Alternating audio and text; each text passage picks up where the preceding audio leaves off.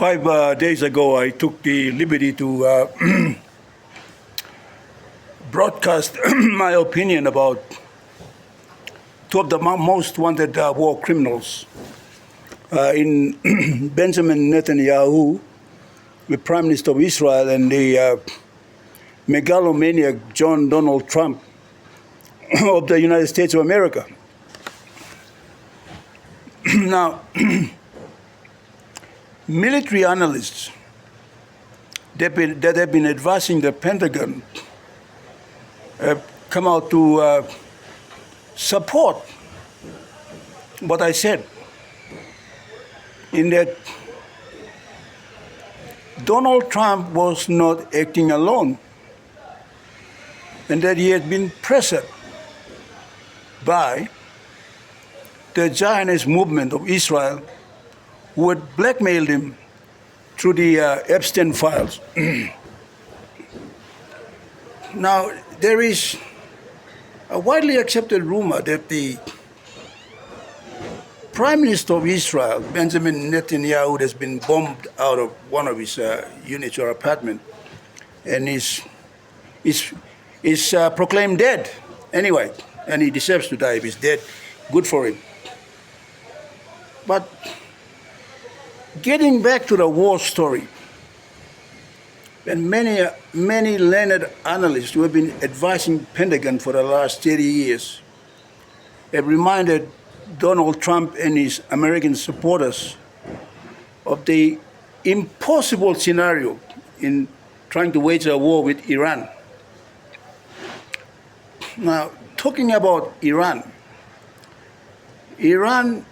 is a nation of people, an ancient people who were part of who were the cradle of civilization to humanity. And therefore, they have mastered science and mathematics, which is quintessential for technology and warfare in particular. So how would the United States of America, a state founded 400 years ago by replaced or displaced Europeans, would use force to drive the natives on the continent of America and brought in slaves from Africa to build a nation, think that they know something about battles that the peasants don't know about. It is a little bit late now to talk about the consequences and the casualties of war. But the Americans have found out a little too late that their warships in the Strait of Hormuz and wherever they are in the world are of no military consequence. They're just sitting coffins, because the technology has shifted to drones and satellites. So you don't need warships at all. These are sitting coffins. You can fly a drone to land on one of the ships anytime. And I tell you what, the Iranian, the North Koreans, and maybe the Chinese are on a 24-hour mission to design drones and rockets that could possibly land on the beach in Florida, Mar-a-Lago. And I think Trump has been advised to vacate Mar-a-Lago, and he's now looking for a bunker in Nevada or some place in the Rocky Mountains. Because there's no place on earth that you can hide as a leader if you are hell-bent on killing people. Science has come to this point where they can have pinpoint accuracy and can design rockets and drones that can target you, even when you are driving in a moving vehicle. So there is no escape for anybody. Now, the consequence of war, and I think military analysts and economists around the world are scared of.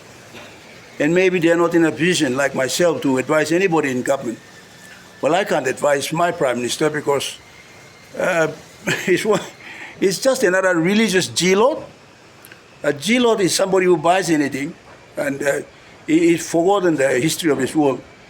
War is caused by religious G-Lords.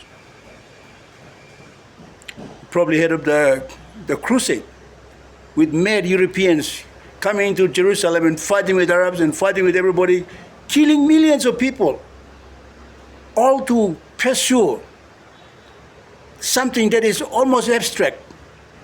God is God, God is universal, God is omnipotent. You can't catch him, you can't talk to him, you can't hold him.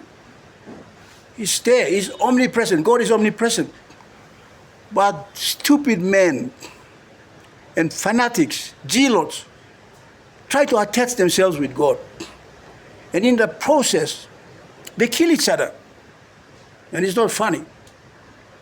But times have changed. The Jews who are in diaspora, they've left Jerusalem, they've left Bethlehem, they've left Nazareth. For thousands of years, they've been in diaspora. And they've come up. And you don't blame them. It's the survival instinct. And they have adapted to systems. You've heard of the gas chambers in Auschwitz, Treblinka. And I have not seen any Jews condemning Adolf Hitler and the Jewish, the Germans. They have not taken them to court for the destruction and the genocide they've caused on the Jews. And they have a right to survival. So they have adapted, and the survival instincts tell them to take control of the world's economy, the finances, and of course you can buy puppet politicians, right? You offer them money, they will sit down, they'll kneel down to you, and they'll pray to you. Fine. But the American military analysts knew all along that they could not fight a war with the Iranians because of their geography.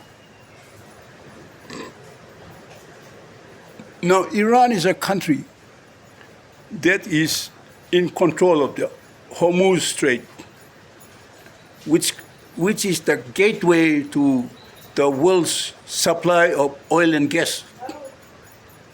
So how could the President of America make this costly mistake?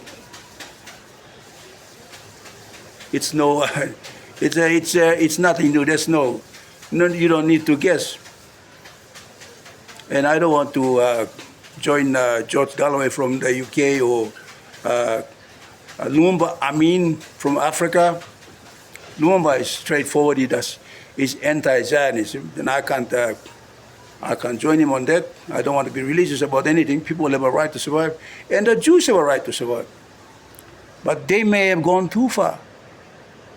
In their quest to survive as a people, they have also gone to the extreme of destroying people that are their neighbors. And the Palestinians, aren't they from the same stock? Aren't they from the same genes? They've been neighbors for the last 3,000 years, as long as mankind has been around. And now you have met people like Netanyahu. I pray that he's dead by now. He's no good. Who's decided that he should bring war upon the Palestinians and every other neighbor in the region. And in so doing, they find some ally in a mad guy whom they have bribed or blackmailed to support them in committing the American the taxpayers' money into a war that they've never asked for. Now, they don't realize that wars in the past years, since the Alexander the Great tried to invade the rest of Europe and India, in today's world, the economy is more important to the individual that is a member of the human society.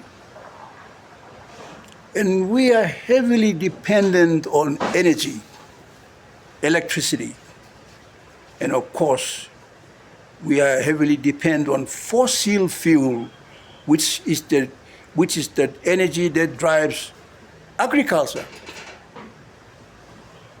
which puts food on the table. Without diesel, the tractor can't work. And when the tractor can't work, you can't grow anything. What are you going to feed the Americans with? Australians have just told Donald Trump straight in the face to F off. Because the Australian farmers need to sell their produce to the world. And they need energy, they need fuel. Who doesn't need fuel? Now, it's very difficult to talk to my own countrymen in Papua New Guinea because they just haven't reached the intellectual capacity to understand the global economics. We've given our oil and gas rights to Americans. When Philippe Moulasek came here with a Tukina company registered in the Toronto Stock Exchange, we gladly partied and paraded with him and gave him all the rights to do as he pleased in extracting our oil and gas and selling it to us across the bay at the price of Singapore. Now that has yet to be rectified, and the fuel crisis is going to hit this country so bad that costs are going to skyrocket. So, Prime Minister Marape, you need advisors. Stop assuming that you know everything. Now, when oil prices jump up and we haven't got any oil reserves, the whole country is going to come to a standstill. And I don't know where you're going to go. You need to dig a hole in Tari.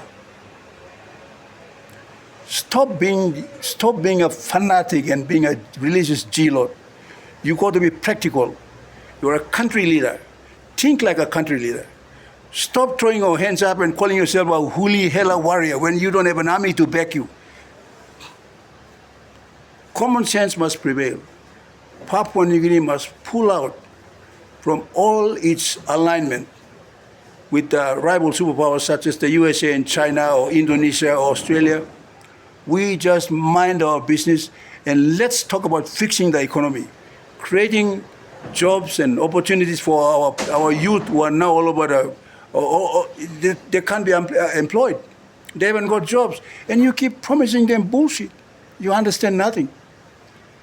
If this war continues for the next 5 days, the country's economy is going to shut down because you haven't got fuel reserves. And the price of fuel is going to soar so high that nothing is going to move. That's my warning to you, Mr. Prime Minister. Whether you take it or leave it, it's not my problem. It's the country's problem.